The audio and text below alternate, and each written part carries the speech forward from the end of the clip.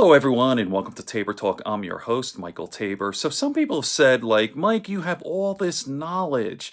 Some people even said, like, hey, you're like a modern day, I don't know, like a polymath, like all this knowledge. You're like a walking encyclopedia, and it's very complimentary. It's very nice and all that. But there really is no secret. It's not that I'm especially gifted, I don't think. Maybe smarter than the average person, but really it's because I read. I read everything and I read all day. And it's just, I do have a lot of information. If you look in our basement, we're actually building a library down there. It's just thousands and thousands of books. So, people have asked, like, have you read all these books? And I go, well, not all, but if you look downstairs, about 50% of those books, those thousands of books, and they ask, are you a speed reader? And I go, no, not especially, but I understand the idea. So what I'm going to do now is I'm going to play a clip from the Tim Ferriss podcast. Actually, it was on his channel. So this video is from Tim Ferriss. Credit there to Tim Ferriss. And he talks about how to speed read, okay, to read faster. Now, there really is a science to this, a technique. And let me just play the clip and then I'll comment afterwards. Okay, Tim Ferriss. Greetings, folks. Tim Ferriss here, author of 4-Hour Workweek, Tools of Titans, etc. I think a lot about ingesting information, and it sounds so sexy, doesn't it? Learning. How do you speed up the consumption of, say, text? If you want to read faster, how do you do that without succumbing to some pseudoscience nonsense about speed reading? There's a lot of garbage out there. But how can you improve your ability to absorb written information without sacrificing comprehension? There are some very straightforward ways to do it, and I'm going to show you that right now, and I will use these two books to demonstrate. So these are fiction and nonfiction, respectively. How to Get Filthy Rich in Rising Asia, one of my favorite recent fiction books, which I generally don't try to read super quickly, but these books are the same size, so I'll show you. And then Vagabonding, which is one of my faves, has been since 2004. All right, so let's take, just for the sake of simplicity, and I would recommend you do the same, a book that has fairly standardized formatting. In other words, there aren't a lot of bullet lists, there aren't a lot of graphs, it's mostly text. And since we can only manage what we can measure, step number one is figuring out roughly how many words per page are on this particular, say, spread, right? And then throughout the book. So you're going to go through and you're going to count, say on a page like this, the number of words in 10 lines, okay? So you come up with a total, divide it by 10, that's your average number of words per line. And then you can see here, most books have a consistent number of lines per page. You multiply that, let's just say it's 30. Okay, you have an average of 10 words per line. That's 300 words per page. Great, easy enough. All right, what we want to do next is establish your baseline. So you're going to read for 1 minute. You're going to be focusing on reading at your normal speed. Of course, now you have an experimental or observer effect, so it might be slightly off, but that's all right. You're going to read for 1 minute, and then you're going to do the math, multiply it out and figure out how many words roughly have I read. That is your words per minute rate, your WPM. And what we do should help double or triple that without too much trouble. All right, now, I'll do a demo before we go into how to mess with your book. If you look at, say, my nose, all right, in this video, can you still see my finger? Of course you can. Can you still see my finger over here? Yes, you can. That is your peripheral vision, even if your fixation point, if your primary point of focus is right here. When we read, most of us, when we are taught to read, we read word by word. So we go from the furthermost left word to the furthermost right word, and so on. Seems logical. The problem with that is you're not using any of this space or the margins. And the way that you then remedy that is by drawing lines on some pages. And I would suggest you indent one word from either side, okay? And so what that might look like is something like this. So now you have lines going down either side of the page. And instead of starting all the way to the left, you're going to start at this line, and then you're going to end at that line. So much like a, say, typewriter with a return carriage going down, you're now going to be zigzagging just as you would normally, but the parameters or the boundaries have been moved in by a word. You will not have any trouble reading, and you should still have full comprehension.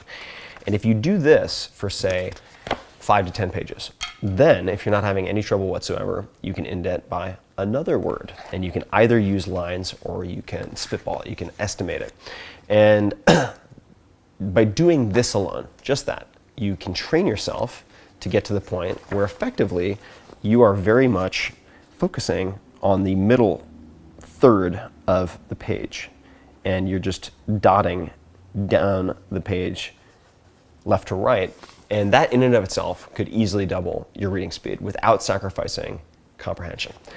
The next observation, just mechanically, that can be very helpful is that the eye doesn't track in a clean, smooth line when you are, say, glancing from left to right, right? So if you want to do a test, close one eye, you put a finger on that eye, and then slowly track across the wall on the opposite side. And what you'll notice is that the eye jumps.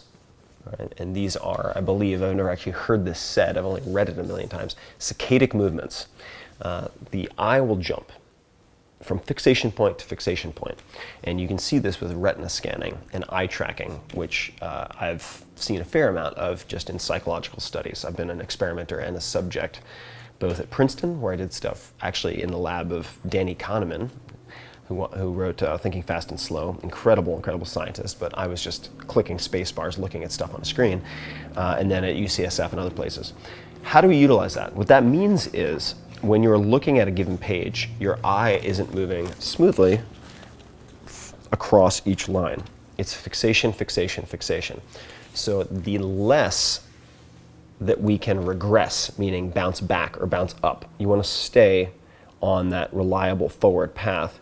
And the fewer fixation points we have, it's just a math problem, the less time we're going to spend reading each page. So what does this mean? This means that thus far, we've just been looking at the page and reading. What we're going to do now is use a pacer. So you could use your finger, and now you are actually going to track with your finger, trace underneath the line like so. And try to think of 2 fixation points per line for your eye. But this will keep you from bouncing up to previously read material. We've all had the experience of being really sleepy, say, and feeling like you've read the same 2 lines 5 or 6 times. This is partially because your eyes are tired and you end up back skipping and jumping all over the place. All right? So then you use your marker, your pacer, to move down the page. And the last test I would have you run, or experiment prior to remeasurement, so let's say you do that for 10 minutes. And so you've moved in the boundaries, the edges of the page, so to speak, where you stop and go to the next line. And then you're minimizing the number of fixations, and you're preventing back skipping by using pacer. The next thing you're going to do is, say for 5 minutes, is to read slightly faster than your comprehension allows. So you want to get to the point where you're losing maybe 10%. And the effect that we're looking for is resetting your comfort set point in reading at full comprehension. In other words, if you're used to always driving at 30 miles an hour, and then you get to the point where you're on a highway, say I was just in Texas, and it was speed limit 80 miles an hour. Oh my God, does that feel fast? And suddenly you feel like you're operating at very high speed. You then dial back when you go into, say, a 55 zone, it feels like 30, right? You've adapted to the faster speed.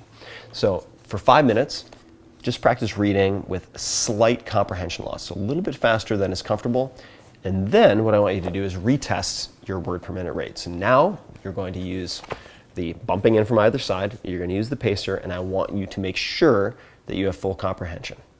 And in doing that, I would wager that the vast majority of you probably close to 100% if you followed all these instructions, will have at least improved your reading speed by 50%. Some of you will double, triple, quadruple your reading speed without sacrificing comprehension.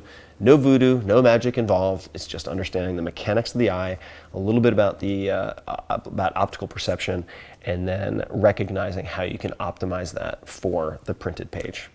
And that's it. So congratulations, you've probably doubled or tripled your reading speed.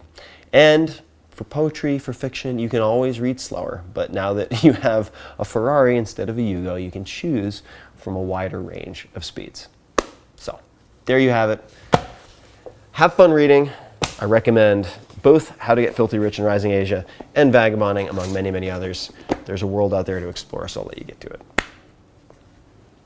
If you enjoyed this video, I want to propose you check out the podcast, The Tim Ferriss Show. Why has it been #1 on iTunes across all categories? In some cases, #1 in business. Why does it have 70 million plus downloads? Because I interview world-class performers from athletics, business, that includes billionaires, from everything imaginable, entertainment, to tease out the routines, the habits, the tools that you can use. So check it out, The Tim Ferriss Show.